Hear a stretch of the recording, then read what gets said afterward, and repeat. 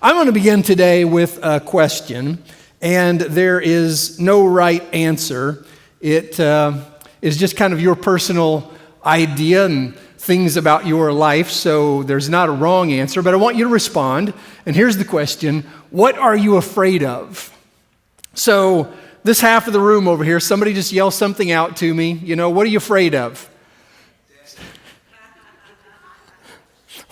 What was that? Yes, you're afraid of your wife. You know, here's what's really funny. I see men pointing to their wives and they're afraid to say it out loud. And then one guy is brave enough to say it out loud. Yes, there it is. Seriously, what are you afraid of? Snakes. I heard snakes. Mice. Heights is another one, afraid of heights. Anything else over here? How about this half of the room? What are you afraid of? Snakes over here. more snakes. Everybody's just now ladders. Fell off a ladder, so now you're afraid of that. That's it too. Anybody else? What are you afraid of? We have no fears. Rejection. All right. There's a good one. Afraid of that kind of a thing. All right. That's a few of our fears. Maybe a few of you are afraid of yelling out in public, and so you didn't say what you were afraid of. But sometimes fears in life can be debilitating. I Googled some of the most common fears among people. Here's the top 6 list. You mentioned some of them. Heights is number 1. People are afraid of heights more than anything else. Snakes. And then there are dogs. A lot of people are afraid of dogs. Storms. Needles, and public speaking makes the top 6. So they're the things most people are afraid of. Sometimes fears turn into phobias. A phobia would be identified as something we're just, terribly afraid of. It's an uncontrollable, irrational, persistent fear that inhibits normal function of life. Ones that we're afraid that we are most familiar with would be things like arachnophobia, so the fear of spiders, we know that word, or claustrophobia, the fear of small spaces. But I looked up unusual fears, unusual phobias. What are some things that people are afraid of that are kind of unusual? Here's one of them, omphalophobia. Omphalophobia, that's the fear of belly buttons.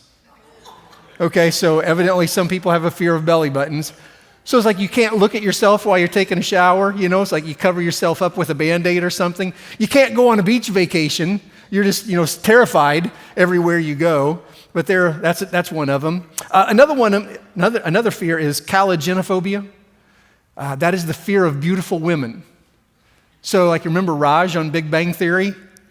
He couldn't talk to beautiful women. That's what that was. Nomophobia is another one. So a lot of you have this one, you just don't know the name for it. That's the fear of not having a mobile phone. They've actually given that one a name now. It's so common, they've given it a name. Here's another one, sesquipedalophobia. That is the fear of long words. So you're afraid of the name of your fear. Like, couldn't they have shortened that up a little bit for those people? Because then you go to the counselor and they ask what's the matter and you can't say it. Like, it's there. One more is phobophobia.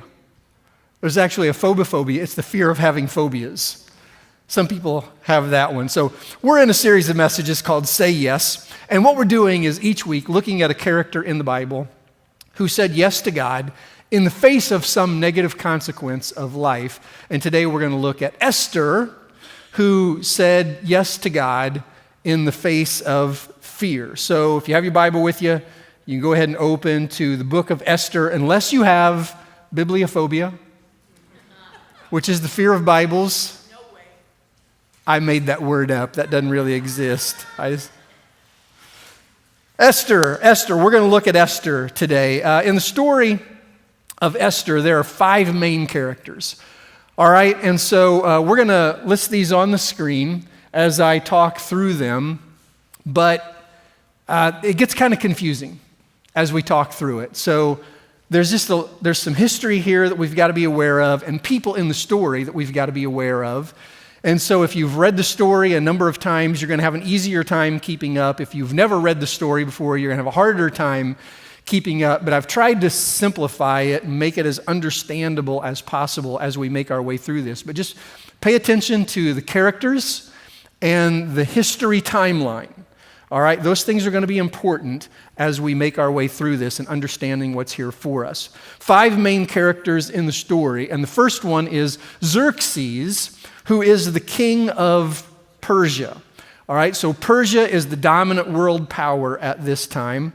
The date of this story is about 486 BC, and the king, Xerxes, is preparing to go to battle. He's going to try to, gain more territory, conquer more people, more nations. And so what he's doing is he's now trying to gather some other nations to join him in this battle. He's looking for allies. So what he does is he throws a party that lasts for 6 months. So he kind of gets together, the kings and the nobles of other nationalities, other provinces, and what he wants to do is display how powerful he is. Come and join me, because together we can win. Together we can rule. Together we can be on top. So what he wants to display is, look at what I have. I am a winner. I have everything that you would want. Come and join me. So he throws this big party for 6 months. He's going to display everything that he has, because people like to join a winner. On the last day of the party, while he is drunk and everybody else is drunk, he calls for his queen to come and display her beauty. So it's kind of like, his last trump card. I'm going to show you my trophy wife. I've showed you everything that I have, all of my wealth, everything that's great, and now I'm going to pull the wife out of the bag and show her to you. The queen, her name is Vashti. So So now she's queen number 1, because queen number 2 is coming. All right? So Vashti is called to make an appearance. She refuses. I'm not going to go parade myself in front of a bunch of drunk men. The Bible didn't tell us that. We're just kind of assuming she refuses for some reason. That would be the most logical reason, that she's not going to do that. So the king is now embarrassed. All right, he's trying to display what a big winner he is in front of all these other kings to get them to join him in going to battle. For 6 months, he's been whining and dining, and now he's pulling out the last card, and the queen says no. Oh, that's kind of a crusher for him. So he gets angry, and he decides he's going to banish the queen from his presence. If you won't come when I call you, you can never come into my presence again. And so she is just kind of sidelined for the rest of her life. Xerxes, though, later, when he sobers up, realizes, I've made a terrible mistake. He wants a queen.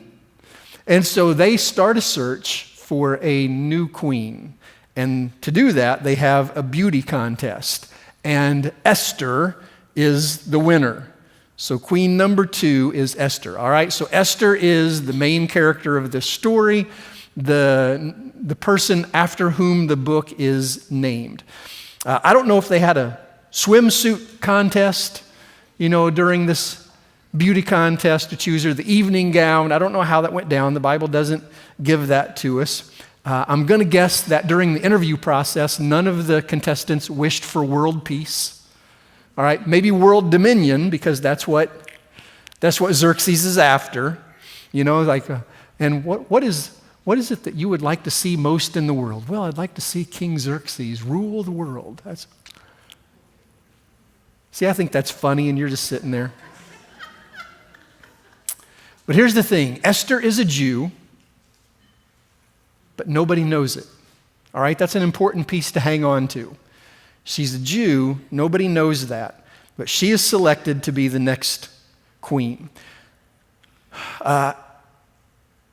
Esther had an uncle, his name is Mordecai, so this makes him very proud. Esther had been orphaned. We're not told what happened to her parents, but Mordecai also a Jew, had raised her from childhood. And after Esther moved into the palace, Mordecai would often sit at the gate of the palace in hopes of having communication with Esther once in a while. So it wasn't like she was able to just walk out there and talk to him, but messages could come back and forth. So he would hang out at the palace gate hoping to hear from her. One other main character in the story, and his name is Haman. Haman was King Xerxes' right-hand man, or like a vice president, so to speak. He had a lot of authority and a lot of power. But Haman is angry with Mordecai because Mordecai won't bow down to him as he walks in and out of the palace. So Mordecai sits at the gate of the palace.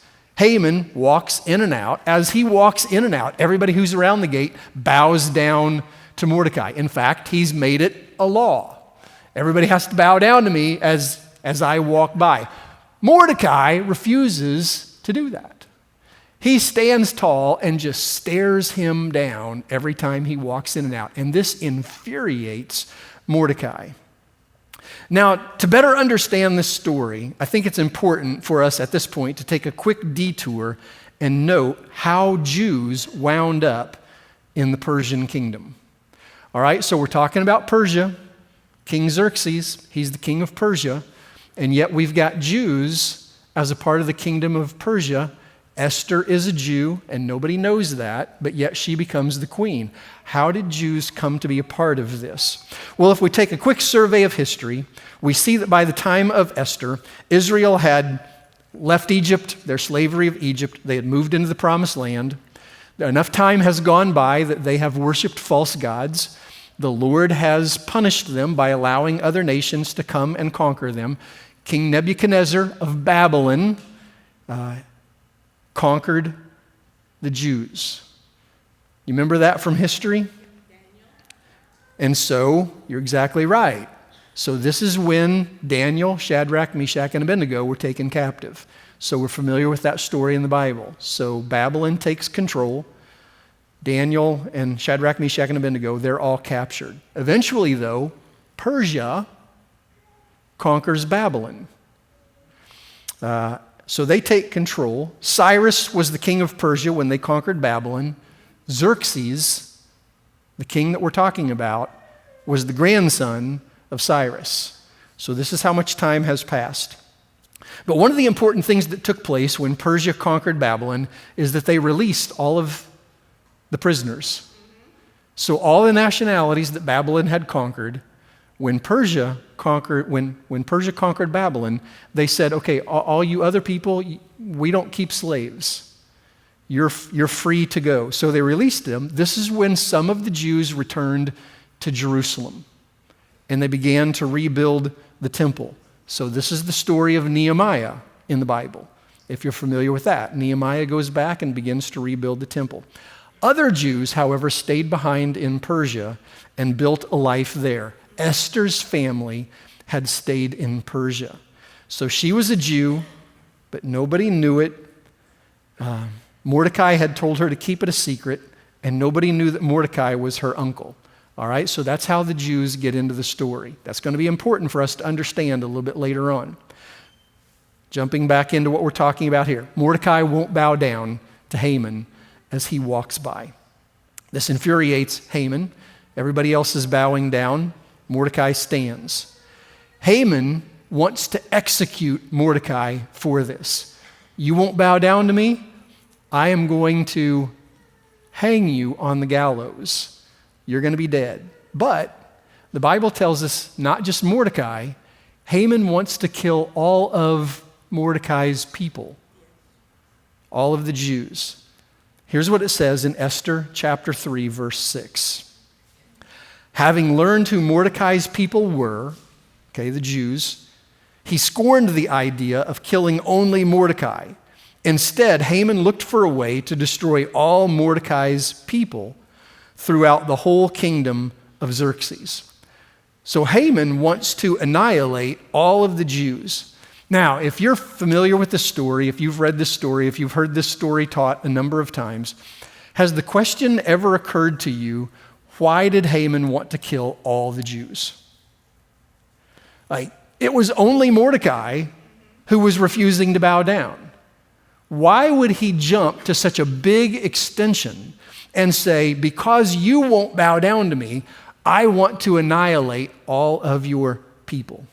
Well, the Bible gives us the answer. We just have to put the pieces together. Haman was an Amalekite. All right, so he was not Persian. He was an Amalekite. It was another nation that Babylon had conquered. Persia then conquers Babylon. They set everybody free, and they just kind of absorb them into the Persian culture. So Persia contained people from all different nationalities. They had become one big melting pot. So now you've got Jews that are a part of it, and now we know that Amalekites are a part of it. But the Jews and the Amalekites had a history.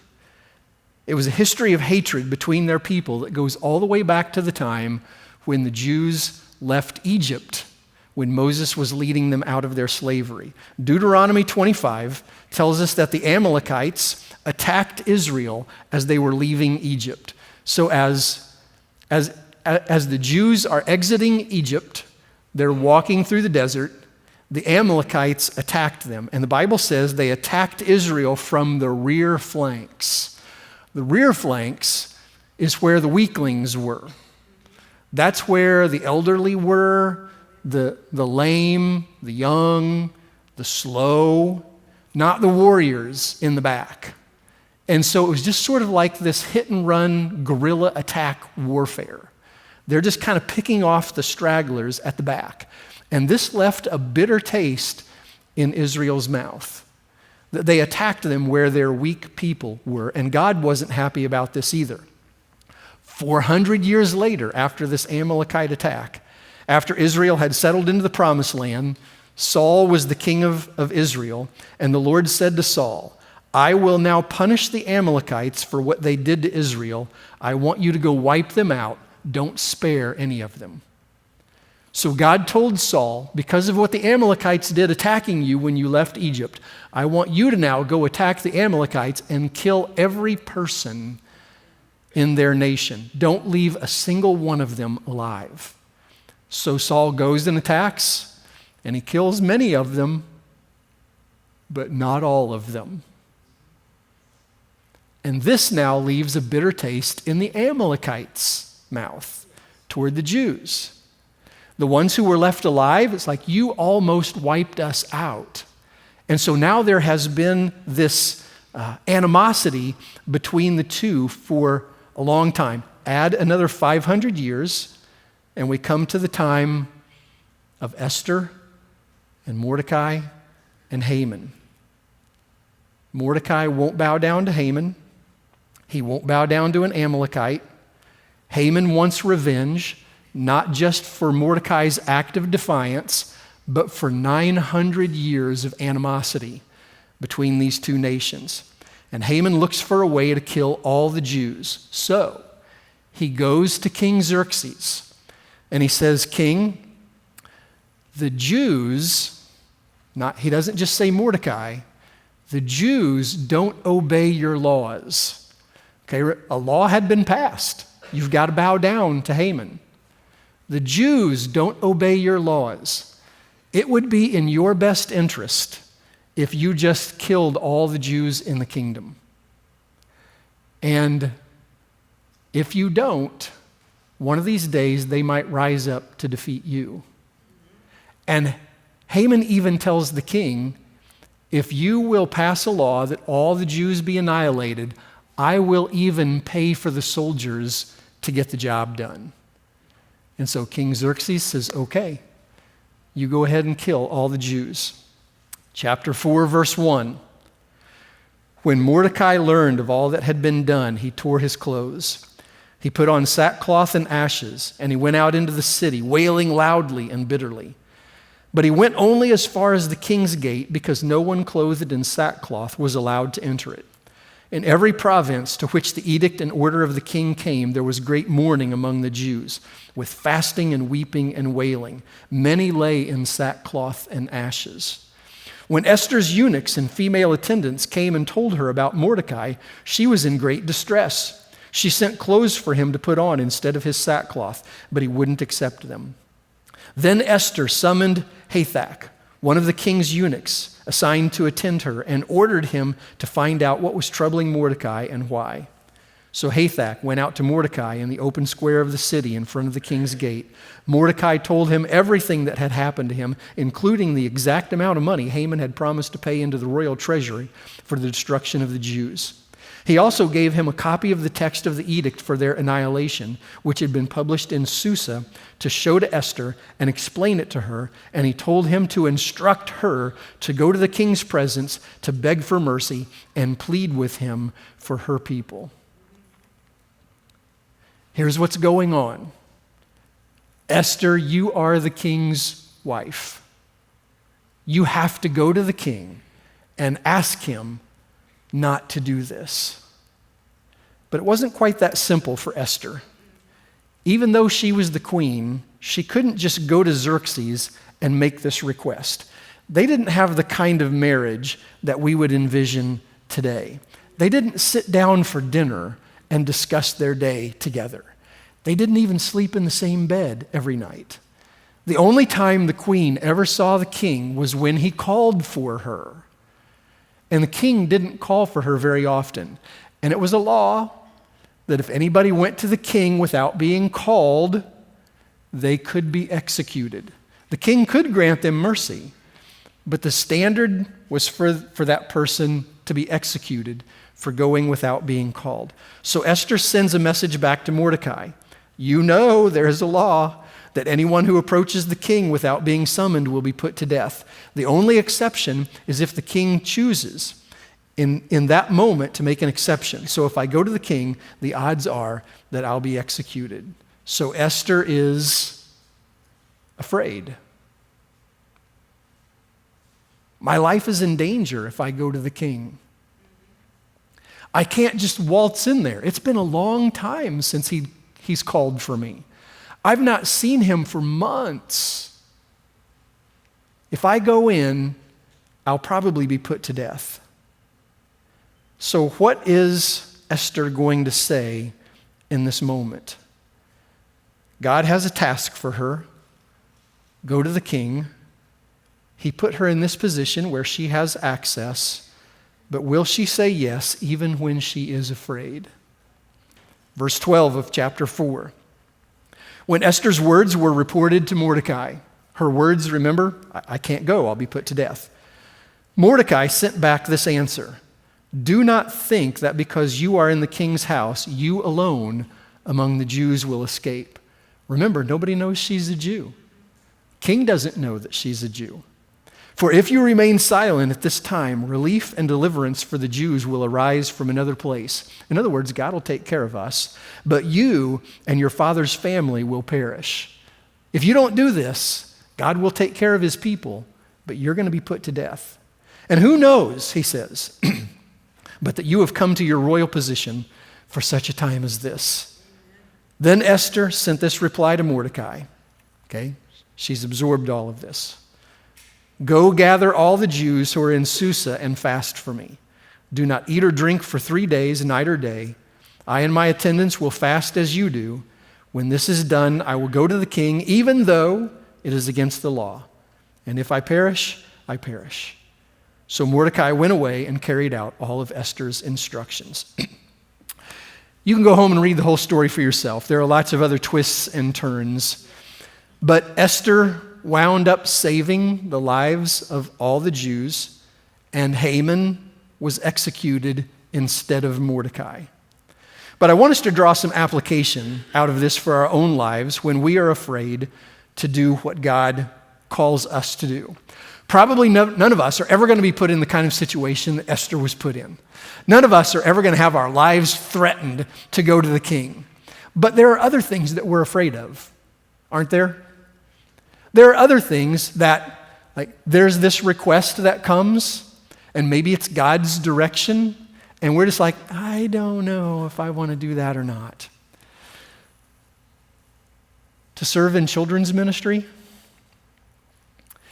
it It just takes people who want to make a difference in kids' lives. And it takes several. We have a lot of kids here. That's an awesome thing. But it takes, ratios. You can't have one adult for 38 kids. So it just takes some adults to make that happen. But some of us don't want to do that because we are afraid. What if I mess up? What if I say the wrong thing, do the wrong thing? Or maybe even our fear is a little more selfish than that. What if I commit to doing this and then there's something else that I want to go do on Sunday morning? I'm afraid I'll miss out on the things that I want to do. And so we have these fears that keep us from what we want, what God is calling us to do. So when we have those fears, here are a few lessons I think we can pull out from the story of Esther. First, whatever those fears are in your life, you don't have to go through it alone. Anytime we're about to do something we're afraid of, isn't it good to have somebody there with you? Imagine that you go on a Caribbean vacation and you decide that you're going to get in a shark cage and dive with the sharks. You've never done that before, and you're being lowered into the water. Wouldn't you feel just a little bit more secure if you had a friend in the cage with you? No. The answer is yes. Okay, yes. The answer is yes. A little bit more secure. If we have somebody there with us, we feel a little bit more secure. If you're traveling to another country and you've never done that before and you have to go through, customs and all security gates and that kind of a thing, it's just like, where do I go? What am I supposed to do? Don't you feel a little more secure if a friend is there with you? We don't go through those things alone. Being alone increases our fear. So Esther told Mordecai, gather all the Jews in Susa. And so this is why a part of our purpose as a church is to get Christian people connected to each other. So we want to get people connected to God, each other, and the world. Getting connected to each other, we work on these things together. We get to know each other's lives. This is why we encourage people to be a part of groups or on a serving team. Like children's ministry as an example that we were just talking about a moment ago. We see the same people week after week after week. We get to know each other. We get to do life together. And then when there's something going on in our life, there are Christian people that we're connected to be there with us. So that's the first thing we can do. We just know there are other people there with us. Secondly, be spiritually prepared when you are afraid. Esther wanted all the Jews to pray and fast. Get spiritually prepared to face that. Pray about those issues. Fast about those issues. Fasting is something we don't talk very much about. Probably something very few of us practice very often. But it's the idea of denying ourselves food in order to focus on prayer. It puts prayer on steroids. If there's a decision you've got to make that you're fearful about, fast. That's what Esther had all the Jews do. Fast for me.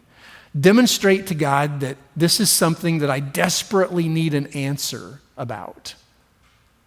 So deny yourself food, and instead of eating, pray. Focus your attention in that direction. Third, say yes in spite of fear. Even after the Jews gathered to pray and fast for Esther, she was still afraid for her life, but she did it anyway. We've got to act in spite of our fears. That's what we've got to do. Say yes in spite of your fears. And so maybe God is calling you to cut off a relationship in your life, a friendship, somebody that you're dating, and it's just pulling you down the wrong path. But you're afraid because if I do that, what's going to happen? Will I find anybody else? Will I have any other friends? Am I going to be alone on the weekend all the time? And so we're afraid, and I don't want to do that. But if that's what God is calling you to do, say yes in spite of that. Maybe God is calling you to give to his kingdom, but you're asking, how am I going to pay the bills if I do that? Say yes in spite of those fears. Maybe God is calling you to serve in some capacity, but you're afraid you're going to mess something up. Say yes in spite of those fears. Do you remember Gideon in the Old Testament? God called him to be a military leader for Israel. But while God was calling him, he was hiding. Like that's where he was when God spoke to him and said, I want you to be a military leader. he was hiding from the enemy. Gideon was afraid, but he said yes in spite of his fear, and he led Israel to a great victory. Think about Jesus' first disciples. After Jesus had been resurrected and returned to heaven, he left them in charge. They were hiding behind locked doors, fearful that what happened to Jesus was going to happen to them. But he told them to go and make disciples, and they said yes in spite of their fear. And God used them to change the world. And then there's Esther, a whole book of the Bible with her name on it. All because she said yes to God. What has God been calling you to do that you've been saying no to because you're afraid? Probably not something as big as what Esther faced. It's probably a lot smaller for us, which should make it all the easier for us to say yes. But sometimes we just continue to say no because we are afraid. So we're going to take some time to pray about this today. And rather than me praying now at the end of the message, we're going to have a song that's going to begin to play here in just a moment. And if there's something going on in your life, a fear that you're facing, we're going to have some people in the back corners, somebody up here in this front corner on my left, for you to pray with. You can just go and say, hey, pray for me that I can overcome these fears and do what God wants me to do in my life. Maybe that's not it at all for you today. Maybe you came in here with something completely different going on in your life. There's somebody in your house that's sick. There's a big decision that you've got to make. Maybe you'd like to pray with somebody about that. While this song is going on, just move to one of those places, one of those people in the corners, and ask them to pray with you.